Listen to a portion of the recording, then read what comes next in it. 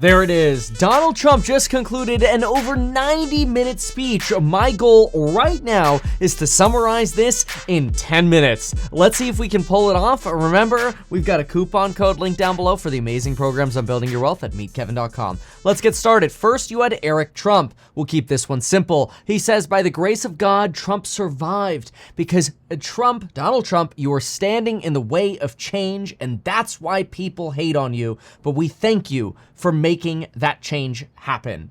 That was then led into production by Kid Rock. Then we had Dana White, the hype man for Trump. And then Donnie T came out.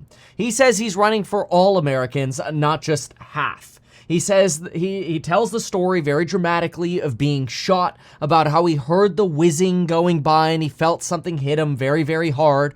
And he said, whoa, what was that?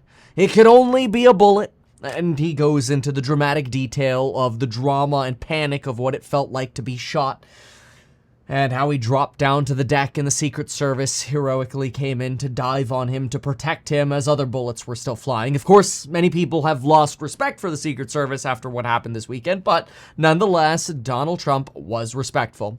After that story, he went on to talk about Corey, and he honored the uniform of the firefighter who lost his life. And he took out a copy of what looked like he said it was $1 million check to contribute to the already over $6 million that have been raised for the victims who were injured or killed, like Corey the firefighter, at the Butler, Pennsylvania event. Then Donald Trump gets into J.D. Vance. He suggests that J.D. Vance is going to be doing this for a very long time and encourages J.D. Vance. This is because they're really trying to prop J.D. Vance up to be the 2028 nominee for president. Remember that. Then, Donald Trump gets into policy. He says, I will end inflation. I will lower the energy crisis by drill, baby, drill, which sounds very Vivek Ramaswamy, but keep in mind, energy has a significant contributor to everything within our inflation categories. Even though we can measure inflation with energy and without energy, let's be real. Every good and service that doesn't include energy uses energy to produce that good and service. And so Donald Trump makes it clear that we are going to drill in America, we're going to provide more energy, and we're going to, as he says, kill the Green New scam on day one. He promises the largest tax cut. He says he gave the largest tax cut ever and will do it again. He says inflation is a country buster and illegal immigrants are taking union, black, and Hispanic jobs. He says, give us a Republican House, a Republican Senate, and send me back to the White House, and I will provide for you economic relief. Now, obviously, keep in mind, Donald Trump contributed to the inflation that we face today. Biden inherited it and added to it himself, and he had to deal with the brunt of it, not himself, but essentially the Federal Reserve did. So it's honestly really convenient, and we joked about this back in 2020 when Trump was running. I vividly remember on this channel joking, how ironic would it be if Donald Trump loses in 2020, but then wins again in 2024, and all of the inflation hits between 21 and the beginning of 25. And folks, it's looking like that's exactly what's going to happen. As we like to say, fate loves irony. So of course, when Donald Trump says groceries are up 57%, gasoline is up 50 to 70%, mortgage rates are up 4x, household costs are up $28,000 per family, and Republicans are the ones who want to bring down the cost of energy and transportation costs. Of course, at some point, the inflation is going to go away, and that will likely happen no matter who is the president. However, it could be very convenient for a Trump presidency. I think the message to pull out of that, though, is the drill baby line. Drill baby drill. And it is likely that reopening potentially the extension of the Keystone Pipeline and drilling more in America with American citizens providing via fracking or whatever else, we will probably lower our energy costs. So let's be clear about that. That could lower jet fuel, which is a transportation cost, fuel for ships, fuel for cars, you name it. Donald Trump promises to be energy dominant and that we will supply the rest of the world. We will reduce our debt. And the way we're going to reduce our debt and reduce our taxes is by growing our economy. This is something that J.D. Vance has argued as well, and this is something that J.D. Vance and Trump have referred to President McKinley as doing. President McKinley, back after the 1893 recession, was able to take over a growth era in and during the Industrial Revolution. Of course, you can grow out of a recession, and that is similar to what Trump wants to do today. Sanction China, tariff China, tax China, prevent countries from taking our jobs, and grow the economy. Let's be clear. You can pay off the national debt we have by growing our economy, by expanding GDP. In fact, if we can quadruple our GDP, our debt to GDP will look like pennies today, as long as we do start to limit some of our spending. We can grow our way out of debt. So this is not an unreasonable argument, especially if you believe in America's ability to innovate, whether it's through artificial intelligence, whether it's through other innovation or whatever it might be. Donald Trump says everybody in the UAW should be voting for Trump because we're going to bring car manufacturing back to America. We're going to prevent others from selling or dumping their products on America. This would be likely including solar panels that are being dumped by the Chinese onto America, foreign vehicles. I'm convinced that if the Chinese were selling vehicles in America, we'd all be driving Chinese cars because they're so freaking cheap. Anyway, Donald Trump expresses frustration over 87,000 IRS agents hurting Americans, not trusting Americans, that the only people who could pay lower taxes are those who could spend millions of dollars on consultants. He's going to remove taxes on tips. Everything's about to be a tip.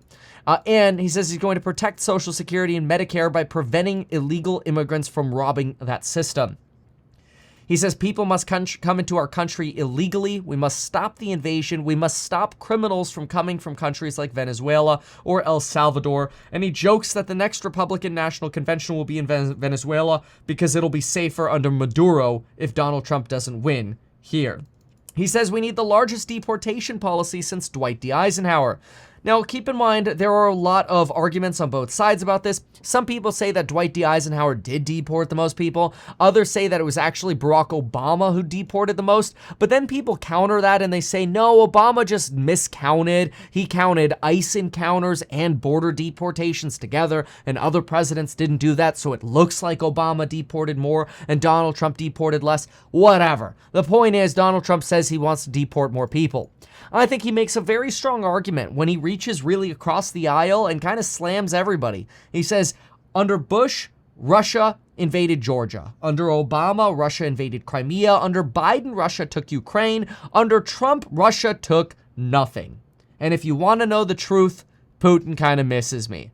This was actually a really powerful argument here because, frankly, you can't question that. That is true. Now, it could be luck, it could be timing, or it could be because maybe Putin looks at Trump as a little bit of a loony, and maybe that's exactly what you want. Somebody who's fearful of the United States.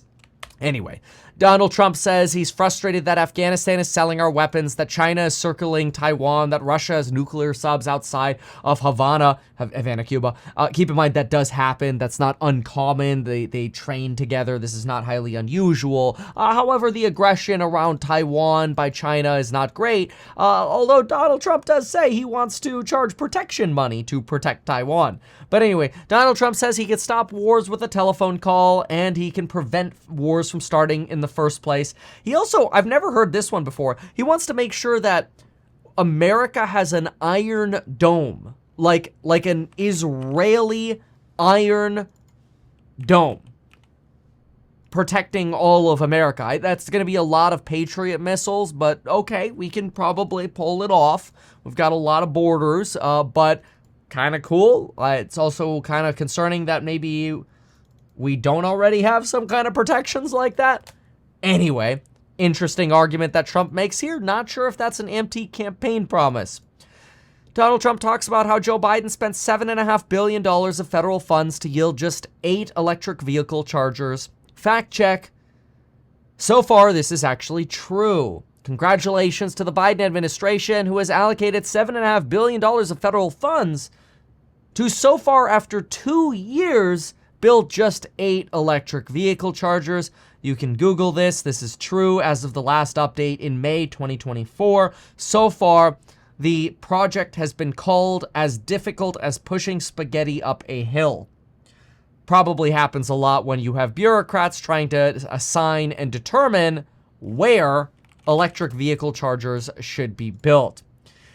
Donald Trump says he will end the electric vehicle mandate on day one. He will give Americans the choice to select whatever vehicle they want, and every moment we have on Earth is a gift from God. Now, if you're interested in attending an event with Donald Trump, he'll invite you to his cryptocurrency event.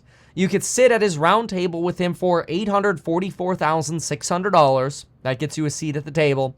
You could take a photo with Donald Trump for $60,000. Or if you're a couple, you could have a photo for $100,000. If you're looking for something less expensive but also exclusive, you can check out my Mastermind at meetkevin.com/mastermind. We do one-on-one and small group consultations, so if you're interested in learning more, these are a high-ticket item. meetkevin.com/mastermind. If you're looking for something much more normal, much more affordable, check out the courses on building your wealth. 0 to Millionaire real estate investing, stocks and psychology of money, some of the most popular bundles, and of course the courses on building efficiency in your life, like the Getting SH9T Done Faster. Overall, what do I think about this speech? Number one, way too damn long. 90 minutes, too much. Number two, emotional, strong, powerful, connecting, unifying start.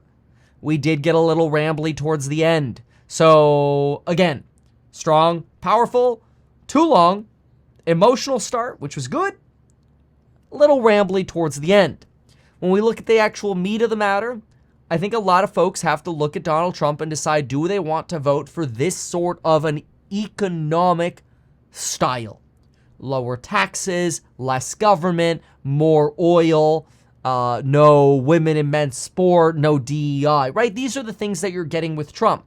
I know there are a lot of fears about this idea of a national abortion ban. Keep in mind, Donald Trump has made it clear that he's looking at no national abortion plan. And previously, when he had suggested a nationwide abortion ban, it would have been a ban at somewhere around 15 or 16 weeks. But they far stepped back from that, and that idea has been dropped. It's just worth noting that, because when people say nationwide abortion ban implies no abortions ever, which I know a lot of people are a fan of no abortions ever. I'm just trying to clarify Trump's stance. I'm not trying to take a stance on abortion. We'll have a whole nother 20-minute video on abortion otherwise. Anyway, look. See, that's like Biden. Look.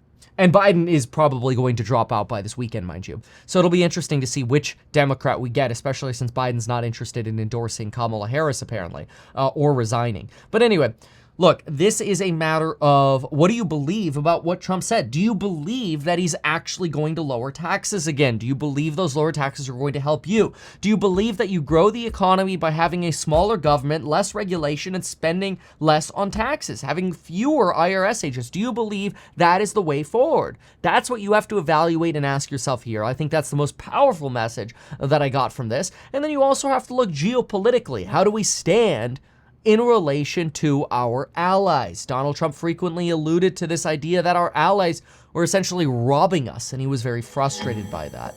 And he wanted to be the one to change that. Anyway, that's my summary of all of this. Hopefully you found this very useful. Again, go to meetkevin.com for the courses on building your wealth, and go to meetkevin.com/mastermind to book a call to see if you'd be interested in either a one-on-one or a small group with entrepreneur mastermind. In the meantime, I am going to go finish this red Solo cup of water, and we'll see you in the next one. Thanks so much, goodbye, and good luck, everyone. These things that you told us here, I feel like nobody else knows about this. We'll try a little advertising and see how it goes. Congratulations, man. You have done so much. People love you. People look up to you. Kevin Paffrath there, financial analyst and YouTuber. Meet Kevin. Always great to get your take. Even though I'm a licensed financial advisor, licensed real estate broker, and becoming a stockbroker, this video is not personalized advice for you. It is not tax, legal, or otherwise personalized advice tailored to you. This video provides generalized perspective, information, and commentary. Any third-party content I show shall not be deemed endorsed by me. This video is not and shall never be deemed reasonably sufficient information for the purposes of evaluating a security or investment decision. Any links or promoted products are either paid affiliations or products or services we may benefit from. I also personally operate an actively managed ETF. I may personally hold or otherwise hold long long or short positions in various securities, potentially including those mentioned in this video. However, I have no relationship to any issuer other than HouseHack, nor am I presently acting as a market maker. Make sure if you're considering investing in HouseHack to always read the PPM at househack.com.